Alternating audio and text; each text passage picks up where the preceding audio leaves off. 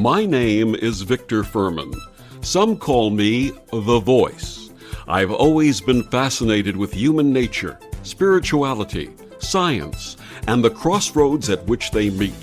Join me now and we will explore these topics and so much more with fascinating guests, authors, and experts who will guide us to Destination Unlimited. Have you had a close encounter of the third kind? Are you an experiencer, contactee, or do you consider yourself an abductee? Have you wondered why this happened to you, how you were chosen, and what characteristics are common among experiencers? How has this changed your life, your perspective, and even your spirituality? My guest this week on Destination Unlimited, Reverend Michael J. Carter, shared in these experiences, and it changed his life. An ordained interfaith minister with a master's degree in divinity from Union Theological Seminary in New York City, Reverend Carter's experience set him on a quest that led to his first book, Alien Scriptures, Extraterrestrials in the Holy Bible, lauded by Whitley Strieber as the best book ever written on the subject. He's a frequent guest expert on the History Channel's Ancient Aliens and other television and radio programs on the topic. Reverend Carter now serves as the minister for Unitarian Universalist Congregation of the Swannanoa Valley in the beautiful mountains of western North Carolina. His website is michaeljscarter.com, and he joins me this week to share his path and new book, Initiation, the Spiritual Transformation of the Experiencer, a guide for contact experiencers. Please join me in welcoming to Destination Unlimited, Reverend Michael Carter. Welcome, Michael. Thank you. Thank you, Victor. It's a pleasure to be here. Want to thank, I don't know if he's listening, Mark Eddy. Yes, for introducing us. For setting this up. He is the salt of the earth, man.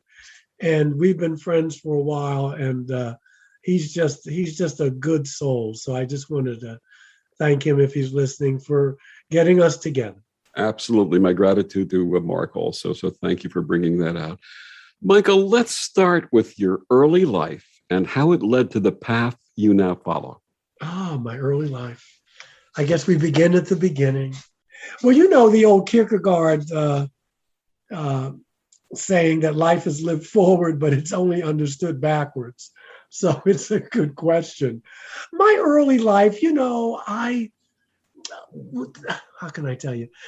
For Victor, for me, I don't know how I know. I have my own ideas about that, probably past life stuff, but I always knew that I wanted to be a priest. Okay, now I didn't distinguish between priest, minister, that kind of thing, but I always knew that I was going to be in front of people giving a message. And for me, it was in religion. I was always at home, not only in religion, but in this brand of Christianity. I was raised Baptist. But I was just at home in other houses of worship as I got older. It was probably something, I believe it was a past life thing, but I was always very, very comfortable. Now, as I got older and started to drift away from the religion of my parents, if you will, at one time I thought about becoming a therapist, which is kind of like a secular priest, if you will. But I always knew that that was going to happen. And I always knew also, I just turned 64 on July 9th, this past July 9th. But I can't explain it either, but I always knew somehow that when I hit 64, 65, that somehow I'd be already doing what I felt my mission was. Like really in it, and it seems like that's really happening now. So it's just interesting where I am now, but looking back, thus the Kierkegaard quote, I can kind of see the footsteps, connect some of the dots. And I always marvel at that, because otherwise I would have gotten in my own way trying to control things. So here we are. My early life, I was, like I said, I was very much into churches. And part of that, of course, is any child, any youth wants to please their parents.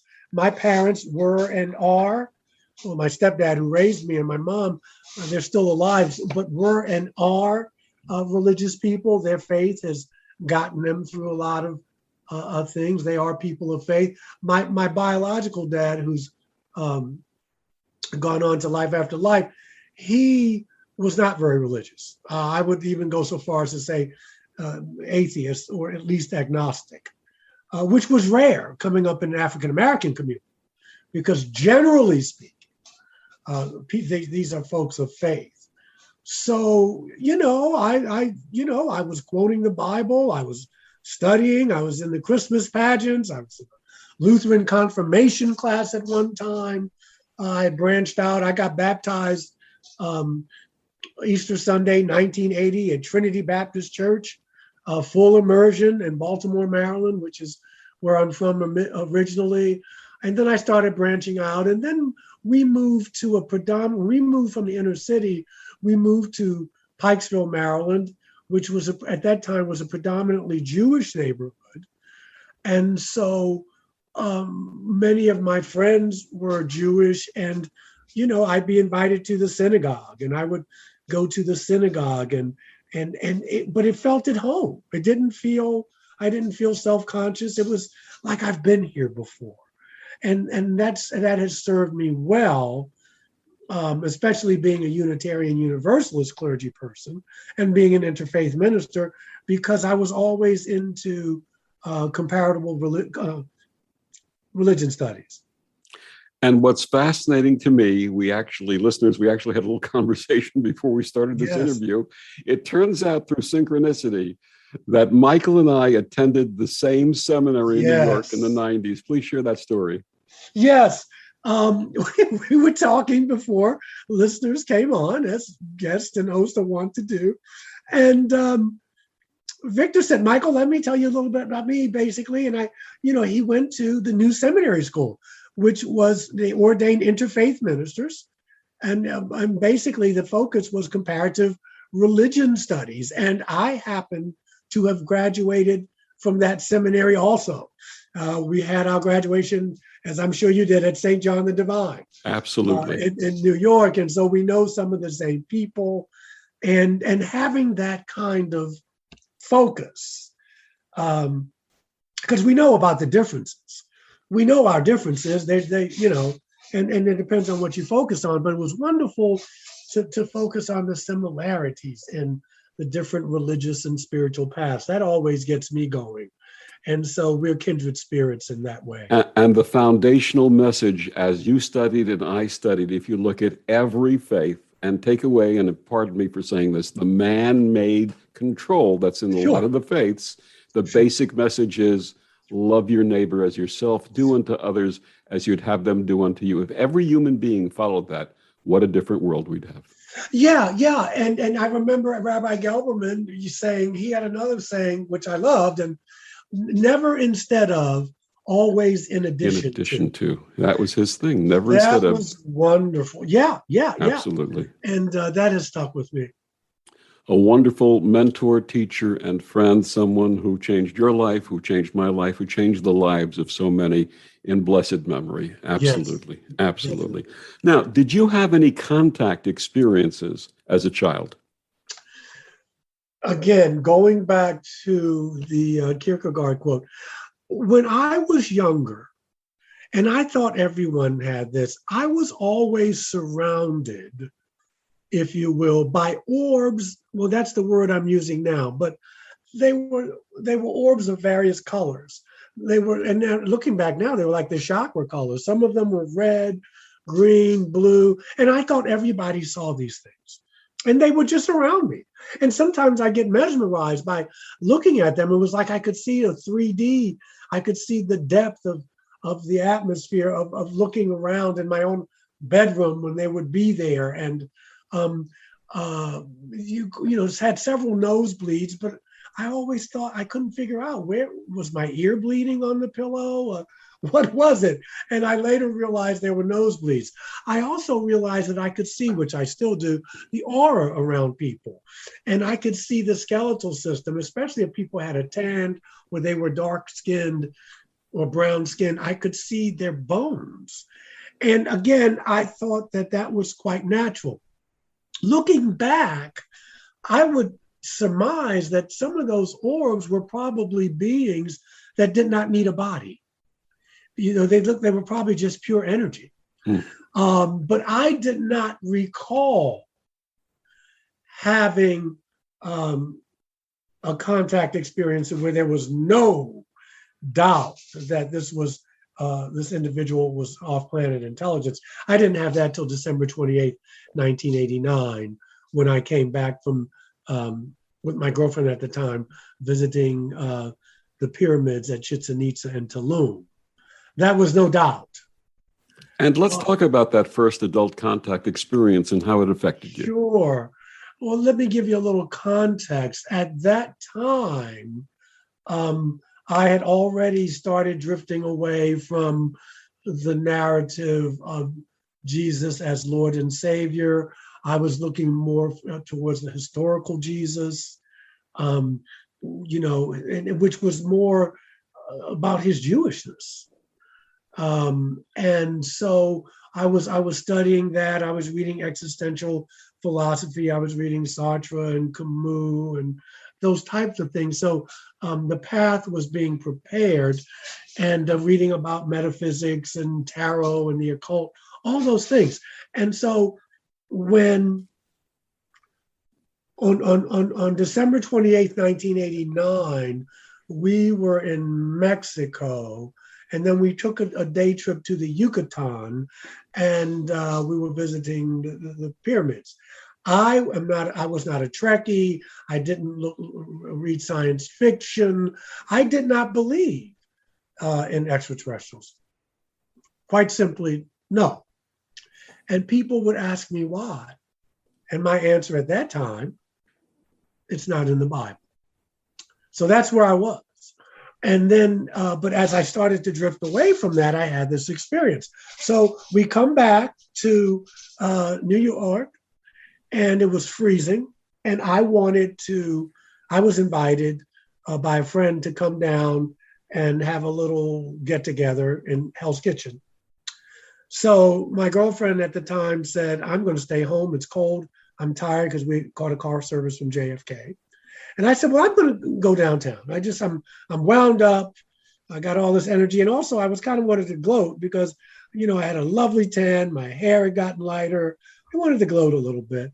So I go to the party, and, no adult beverages were served. There was plenty of hors d'oeuvres. I remember having several deviled eggs. I love them. Forgive me. I love them so much. And then people oohed and ahed, and, I went back home. And to this day, and I lived at the Excelsior Hotel up on West 81st Street between Columbus and the park. It's still there, right across the street from the planetarium. So even to this day, I don't know whether I thought I had to go to the bathroom or what have you, but I sensed, I don't know what I sensed, but I woke up. I know that. And I turned around because I sleep on my stomach, and there was a being at the foot of the bed. I'm going to use the pronoun he. It could have been a she. I couldn't tell. About 4 feet tall, very spindly. I mean, it had on a jumpsuit that looked like it was Reynolds wrap. Wasn't gray. This individual was like chalk white, but had the bulbous head, the pear-shaped head, had, I used to call them Ray-Ban eyes, but those eyes that were so huge and deep and wrapped around a bit. And behind him was this cobalt blue light.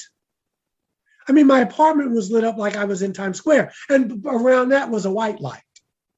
And my girlfriend at the time either could not or would not budge.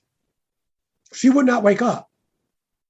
And so I've been in some scary situations, but I had never been that terrified in my life. And so I got in a fetal position. I thought my heart was going to come out of my chest, and I just pulled the covers up over my head.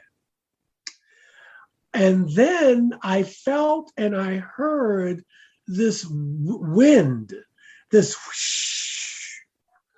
It was like, and I felt like I was outside. And remember, we're on the 15th floor there. And just the temperature changed. It felt like I was outside of the apartment. And when I pulled the covers down, no one was there. No one was there. I woke Sandy up and I told her what happened. She's a deeply spiritual and psychic woman, and she did not laugh. She never did. She believed my story, but I was just trying to calm down because I had a tremendous amount of energy. And what started to happen, Victor, was every full and new moon for maybe 8 months, maybe closer to a year, I would have a visit. And they would come, and Sandy worked at night. So most of the other times they came, I would be home alone. I was already scared to turn the light out. It took me 20 years to be able to do that. And even now, I still have a little bit of jitteriness about it. But, and they would paralyze me. And sometimes they would show me pictures in my head of a past life I interpreted, or an event that was going to happen. And this went on and on and on. And then a few times, it wasn't this particular race. On 2 occasions, I saw a reptilian walk right through my wall, touched me, told me not to be afraid, which was easier said than done. Looking back, it was beautiful. The voice was male. The pupils are like a cat's. They are vertical. Mm-hmm. And then on, I've seen praying mantis. I saw them once. Someone told me I was going to see them within 3 days, a psychic, and within 3 days I did. And I've seen Arcturians. Well, they're blue. Maybe they weren't Arcturians, but the only blue race I know of, I've read about or seen pictures of, Arcturians. And I had a healing back on July 4th, 2013. I had a blood clot, and I had on July 4th, 2013, I had a visit from someone who I can only describe as Nordic. Shrink a blood clot. It went away. And the interesting thing was when I had to go to the doctor and trying to explain to the doctor what had happened. Of course, I didn't tell him the truth. So those have been the encounters that I've had when people are actually in my room. Now, I've had meditations, or I've had dreams that weren't really dreams of star people, but those are the people that I have seen in my home. And so I'm sure it will continue to go very quickly. About 6 months ago, I have my daughter every other weekend and on Wednesday evenings. And one evening she was here and we went to sleep. And the next morning, when I got up, she said, "Daddy, why would you leave me here last night without telling me that you were going out?" And I said, "Kevin, I would never do that, baby. What are you talking about?" She said, "I woke up to go to the bathroom and I went in your room. I walked by your room, which is right next to the bath." And she said, "You weren't there." And she said, "Your bed covers were pulled back, your blankets were pulled back, but I walked all around the apartment and I didn't see you." And she said, "I just eventually went back to sleep." She said, "But there was the weird light in the apartment, like there was a full moon." And I said, "Well, baby, there was no full moon last night." She said, well, I walked in the living room and there was a light shining in the living room and there was a light shining in your bedroom. And she said, but I just went back to sleep. I thought that was an interesting event. Absolutely. How did those experiences change you? Okay. On a physiological, from that perspective, I got by with less sleep, which I still do. My hair and nails grow extremely fast.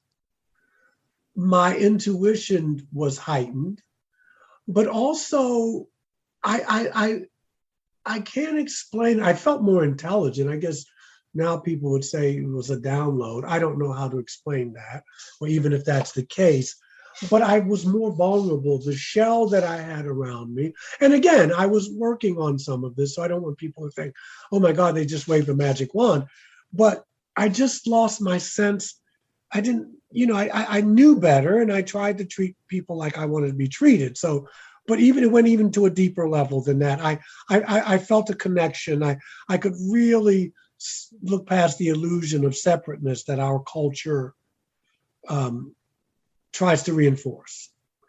And it was easier for me to say I'm scared. It was easier for me to express my feelings and to be vulnerable. I found a deeper connection with nature. I have hay fever really bad. And yes, I do prefer to be in air conditioning because I get uncomfortable. But I just loved being out. I saw nature in a different way. I felt more connected to it. And of course, things like I couldn't wait to start Reiki. I mean, right after those experiences, someone told me about Reiki, and man, it just kind of triggered me. It was almost like I was led to it, this healing thing. And again, I just attributed it to, I've probably done this before. Because you bring over your gifts and you bring over maybe not so much of the best things, so you can learn your lessons. But that's how it really changed me. And of course, I was really out of the box around things like traditional religion, that kind of thing. You've been a regular contributor to History Channel's Ancient Aliens for more than 10 years. What Yes. type of feedback have you had from those appearances? It's interesting. I get pretty good feedback. People contact me. They're really fascinated with religion and how this ties into with religion. And so am I. I'm not a nuts and bolts person. I have some friends who are into propulsion systems and back engineering. Those things get them going. They don't get me going. And so people are really, my book that sells the most is, at least thus far, has been Alien Scriptures. People seem to be fascinated with the connection between spirituality or religion and these beings and the occupants. It's put me on the map, if you will, when I go out west.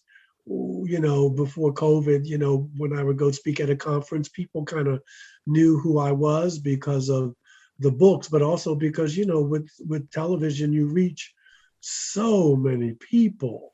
And so I would say it's been a positive. I was just out there about 2.5-3 weeks ago shooting some episodes. I was in Los Angeles. So it's been a good thing for me. And how do your congregants react to this?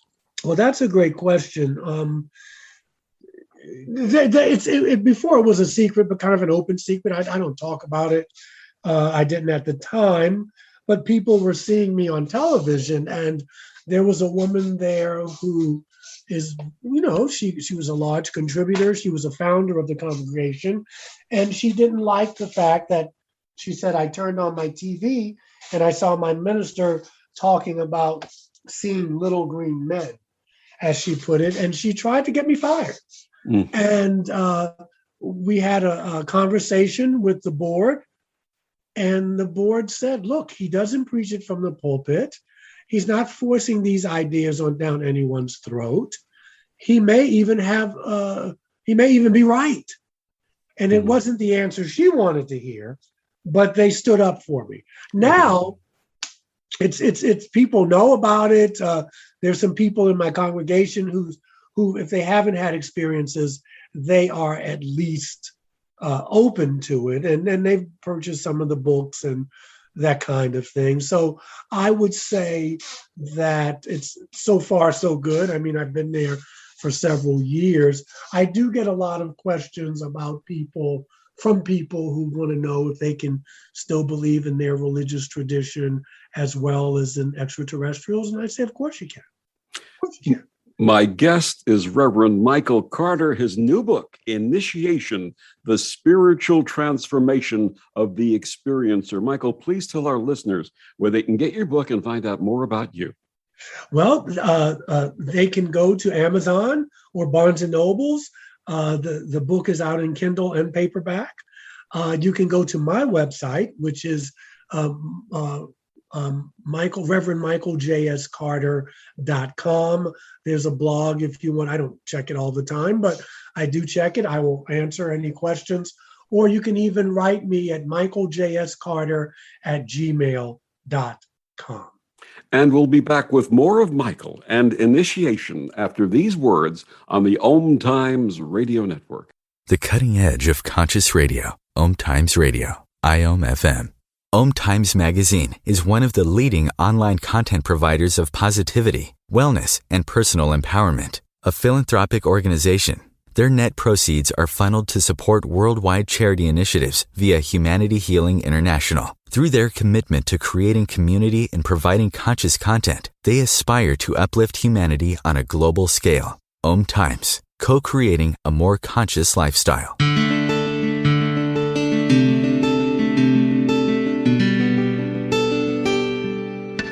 Back on Destination Unlimited, my guest this week, Reverend Michael Carter, his new book, Initiation, The Spiritual Transformation of the Experiencer.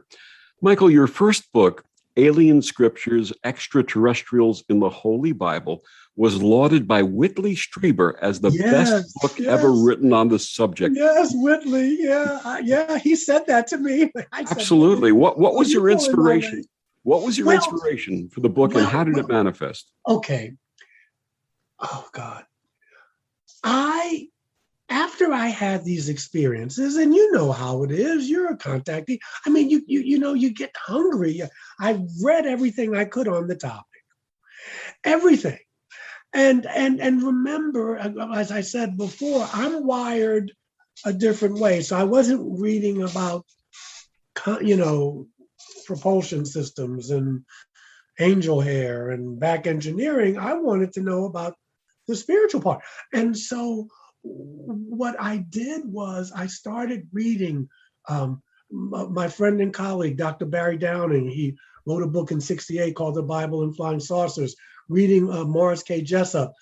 Jessup died under mysterious circumstances in the 50s, wrote a book called UFOs in the Bible. Even some female energy in the house. Reverend Virginia Brasington. Never heard from her before. Guess what? She lived right here in Asheville, North Carolina. She wrote a book. So we have ministers writing. I could go a little on. There were some more religious figures. And I'm standing on their shoulders, but I couldn't get enough of it. And remember, at the time, I was leaning away from the Orthodox Christianity that I was brought up in. So then these experiences just were the icing on the cake. And at first, initially, all I did was I put the UFO phenomenon over the Christian phenomenon. And by that, I meant, the angels were all extraterrestrials. Jesus was a hybrid, in which I still believe. And, the Bible made more sense that way. But then I started reading Zachariah Stitchin, whom I met, had lunch with once. He lived on the Upper West Side. And I started going deeper. I already had a background in other religions, and all these cosmologies, man, all these stories, whether they were Native American, whether they were Japanese, whether they were, Buddhist, they all had these stories about these beings coming down from the sky.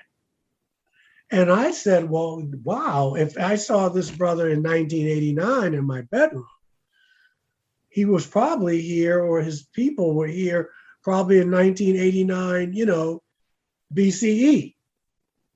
And it started getting me to think a little differently. But I still wasn't telling people about my encounters because I was told by certain people. I remember a minister telling me in the UU world, I told her one day about my experiences, and she said to me, Michael, I believe that probably happened to you. But if you want to have a career in this denomination, you must never tell that story again. And so it goes. And then I wrote my master's thesis. I credit union with it. They could have said, young man, you're not graduating from here writing that kind of stuff. But two of my professors asked me would I stay in for a PhD. They were so elated by this. And of course I said no, because I'm going to be in debt the rest of my life with this education. So, but it was like I was being led. I remember the first time, and then I did something with Bud Hopkins, the late Bud Hopkins. We were at a conference and he was very good. He regressed me. But prior to that, in the early days, Dr. Jean Mundy, she's crossed over, but she helped me because she let me know I wasn't crazy. And so, I remember people, were saying to me, because I look at my experiences as positive, despite the fear factor. And I know people who did not have positive experiences, people having ovum taken and anal probes. And that does not sound like fun, but I wanted to say, we don't want to paint a whole group of people or a whole species, that all space people are not this way. But for human beings, we do that. It's easy. It's just intellectual laziness. And so I wanted to get, just like when people were talking about their negative experiences, I said, but there are other experiences that need to be out there too. And mine is one of them. But I remember some people, I knew people who were trying to get rich off of this. And that doesn't mean that their stories weren't true. I'm not saying that, but they craved the attention. I was never one of those people. Now, remember, I was an actor in New York. So I kind of knew what that kind of game was. And, I just didn't want any part of that. But one day, a guy asked me for my bio for a conference. And when I started to write it out, I said to myself, oh my God, look at the things you've done. I was interviewed by Shirley MacLaine.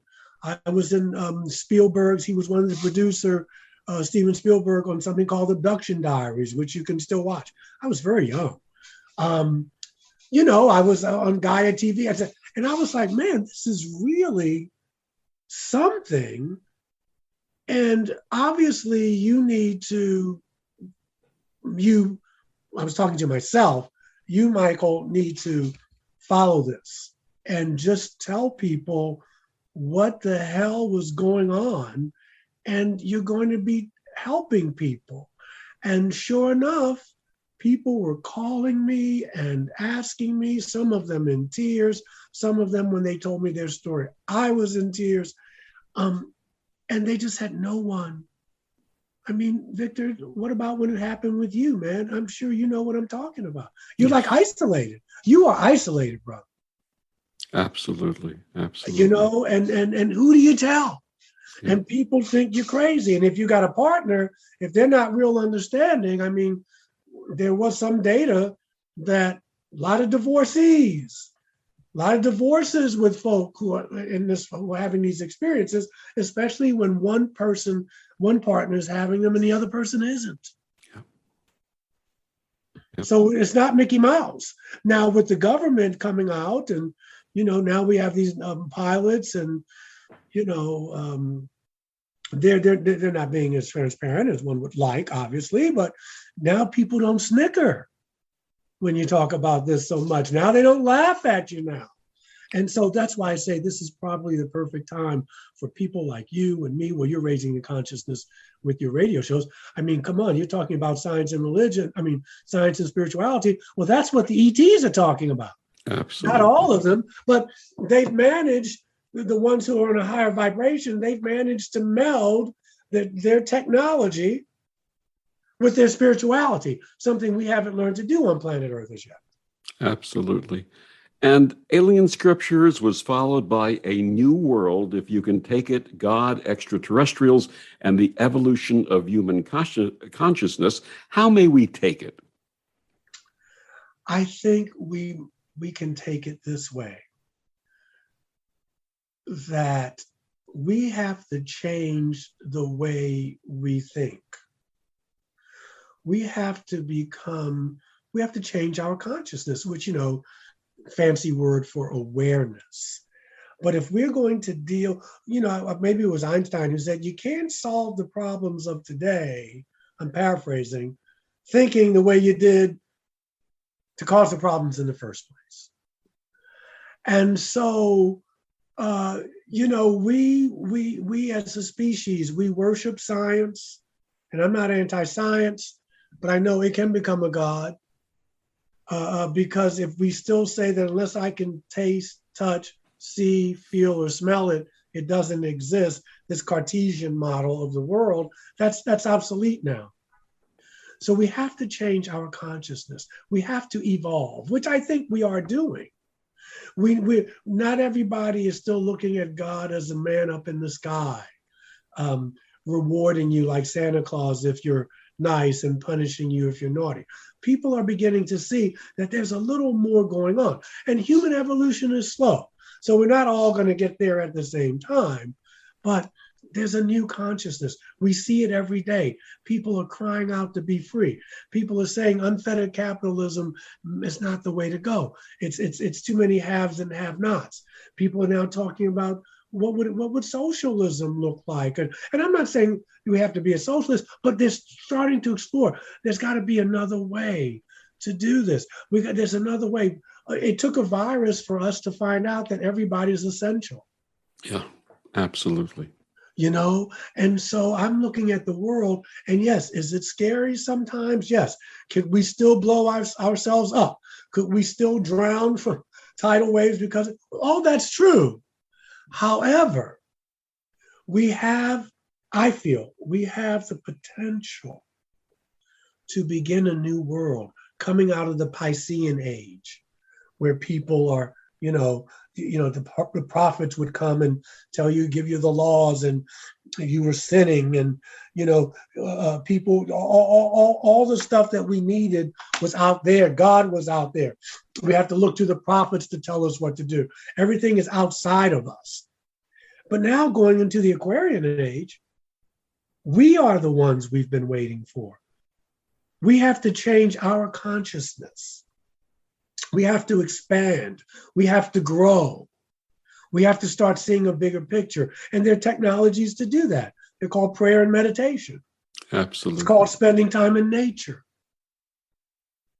And I'm not trying to oversimplify, but unless we change the way we look at ourselves in the world, because the earth doesn't need us, the earth will survive whether we're here or not.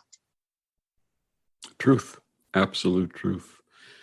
In 2019, saw 2 books from you, The Metaphysics of Spiritual Healing, and also God Consciousness, a 30-day journey to achieve God-centered thinking. Yes. And now Yes. we come full circle to your brand new book, Initiation, The Spiritual Transformation of the Experiencer, a guide for contact experiencers.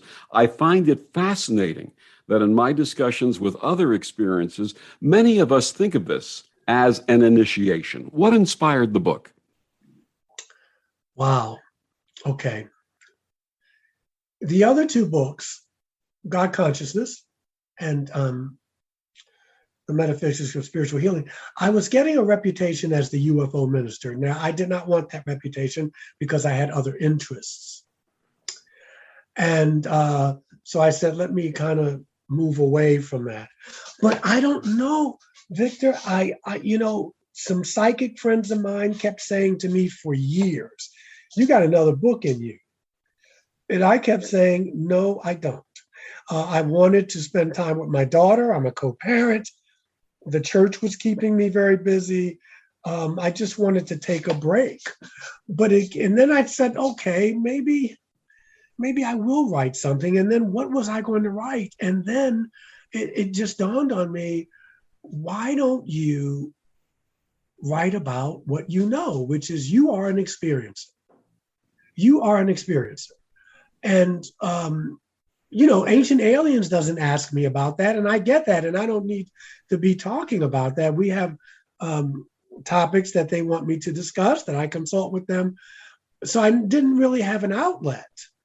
And I said, why don't you write about your experiences and the people who you know, who have come to you and talked to you, just like I had to go talk to people when I was coming up. And that was the inspiration. How can I contribute to raising the frequency, the vibration of this planet from the experiences that I've had? And because, there are many clergy out here, but a lot of them, for various reasons, don't talk about this topic. And I can understand why they don't. And not only that, not only am I a clergy person, but I am an experiencer and probably will be so the rest of my natural life in this body. So that made me say, hey, just put it out there. What do you got to lose? I mean, you're 64 years old, man. Just put it out there. And that's what got me going. Absolutely. My guest, Reverend Michael Carter, his brand new book, Initiation, the Spiritual Transformation of the Experiencer. We'll be back with more of Michael after these words on the OMTimes Radio Network.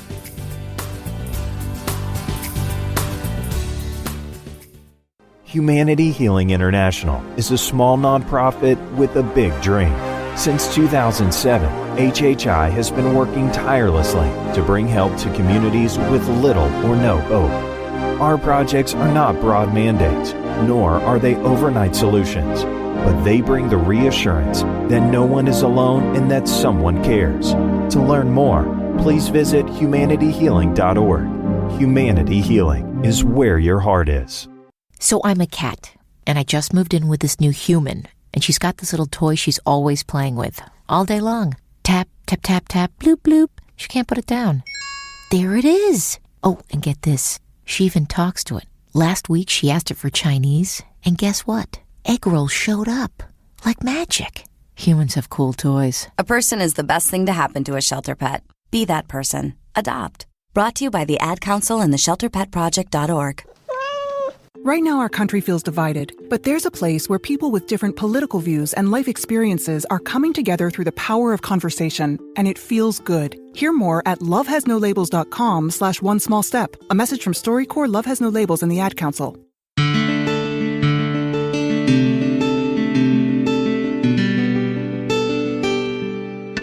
Back on Destination Unlimited, my guest this week, Reverend Michael Carter, his new book, Initiation, the Spiritual Transformation of the Experiencer.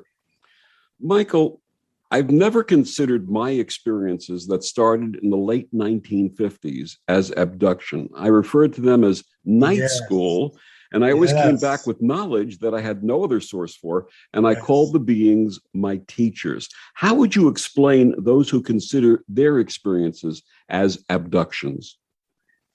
I think that, first of all, I'm with you. I never felt mine were abductions, but I do give credence and I acknowledge and respect those who do. I think it's because it was against their will and maybe just the way it was happened. I mean, when you have people, whether they mean to or not, they're rough, they're being handled roughly, they're terrified, they're being probed. They're having experiments done on them. It's not a warm and fuzzy kind of feeling, not that it should be. And if it's against your will, I get it. I get it. I just did not have that experience. Even under hypnosis, that did not come up. And so again, I just want to say to people who were abducted, I get it, and I'm, the courage you have because you got to push on and you've got to make a life after all that. I tip my hat to you, and I support you. I just wanted folk to know that there was another side to it, and people, now we use the term experiencers, and so other people may not have either had the same type of experience, or if they did, going forward, when they look back on it, and maybe the person they became afterwards, do not kind of think of it as abduction. And one could argue, what's in a word? Well, experiencers it gives you some type of agency. I've talked to psychics. I know a psychic told me, a good psychic, a friend of mine, a very gifted psychic, said to me, well, Michael, you've signed up for this. You know these beings from other times. He referred to like a contract being signed for this lifetime. Now, I can't prove that. That's terribly subjective, but it resonated with me even through the fear. And I looked at my life afterwards. My life got better. I became a person with much more depth. At least I feel a different kind of energy in the myriad of ways that one can define that. But I also know that there's another side to that story. Absolutely. And you also offer in initiation a number of lists of pre, post, and forward indicators and manifestations that happen to experiences. So, for example, you say that experiences have certain indicators in common prior to the experience. What are some of those? Well, an interest in UFOs. Now, I didn't have that until after. People had faith in other dimensions and that there was intelligent life resides there. People were feeling that I come from a place, I can't explain it, but this is a very different world where we know how to get along, where we don't treat each other the same way. A deep concern and feeling for what's going on with our ecosystem, thoughts of what's going on socially, racially, the changes that we're going through, a motivation for equality and justice, just merely questioning the status quo. We see a lot of that now, but it's easy to write that off as conspiracy theory, but people are saying, wait a minute, some of this stuff is not adding up. A sense of being a citizen of the galaxy as opposed to just a nationalistic perspective. Visions of a united world, saying on some level, I want to make a difference. Now, I'm not saying that every contactee, everyone who has these thoughts is a contactee, but every contactee has those thoughts. Okay, and then post-contact, what are some of the things that people experience or know post-contact? Well, I think post-contact is just a continuation of what I said, that I've talked to people who have, they've come to some type of acceptance and that they want to be part of, the solution, that they are grounded in the sense that the illusion of separation is just that, an illusion, that they can make a difference, that there is life after life, that we are not the only beings in the universe, that there's more questions than answers, and they can live with that mystery, that any God, if you will, is not an anthropomorphic being, but part of who and what we really are. And there's a peace that comes with that. The peace, that's the most important part, that Yes. understanding and the peace that you get. How does contact manifest in the experiencer's family, personal, and professional relationships? Well, I think that, there is data that shows that usually contact is in the family. If your grandmother or grandma, now it may manifest differently, but usually if they visited you, they probably visited someone else in your family. how it manifests in relationship. When for instance, I had to talk to my girlfriend who became my first wife at the time, and to share with her those experiences.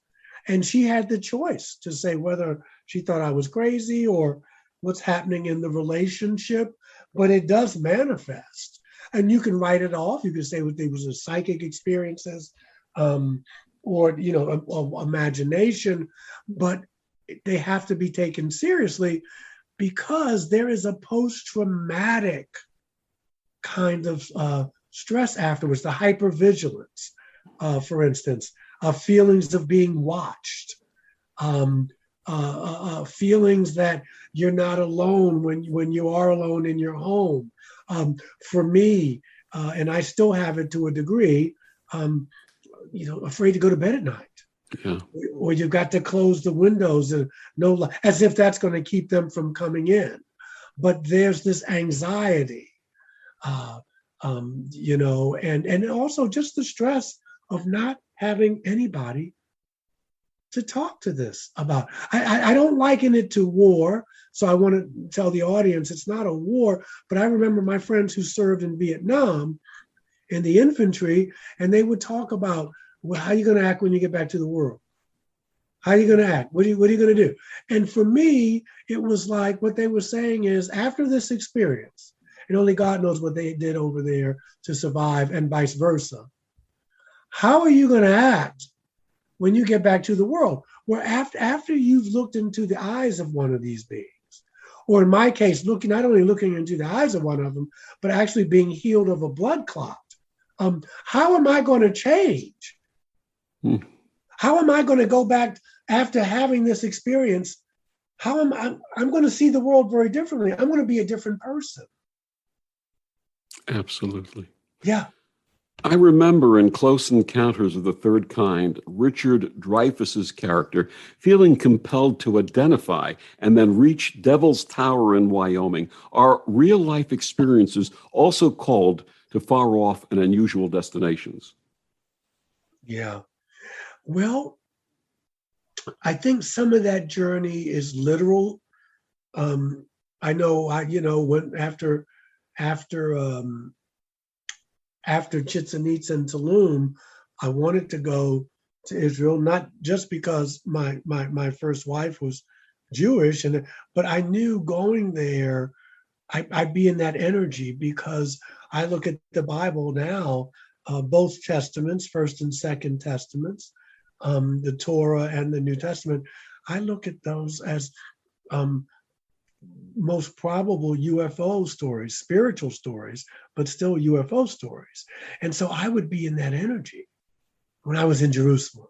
You know what I mean? When I was in Tel Aviv, when I was at Masada, I was walking where ancestors had walked who probably saw these beings. And so that was wonderful. I wanted to go to Egypt. For years, I don't know how safe it is, but that lure of, hey, I've probably been there before. Maybe I'll get there. Maybe that's on the bucket list. But that's one of the things. If it's not ancient cultures, maybe it's studying certain sciences or archaeology or languages. But whatever you're studying, it's going to contribute to your knowledge because these beings are part of our history. Absolutely. I'll take that trip to Egypt with you. I'd love to go. Oh, I got to get there, man. What would you like readers to take away from initiation? That we are the harbingers of a new world, that what we went through is valid and true and significant, and that there are other like-minded people like us who've had this experience, and so we can be a light in the darkness as we go forward, because there's going to be some difficult days ahead.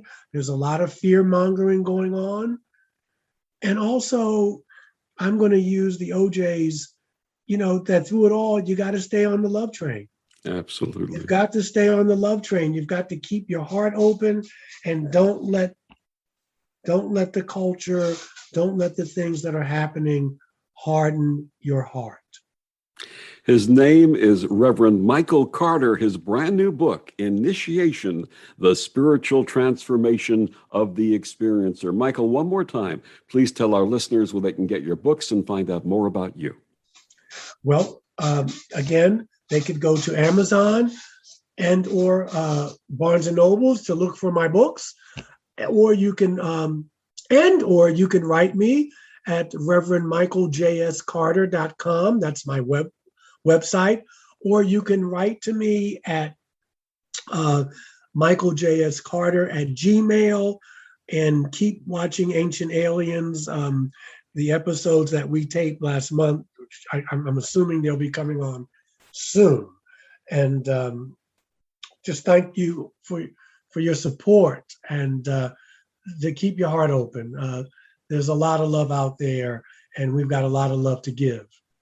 Absolutely. Michael, my gratitude to you for joining us tonight. Victor, it's been a pleasure, and I hope we can do this again soon. And thank you for joining us on Destination Unlimited. I'm Victor, the Voice Fuhrman. Have a wonderful week.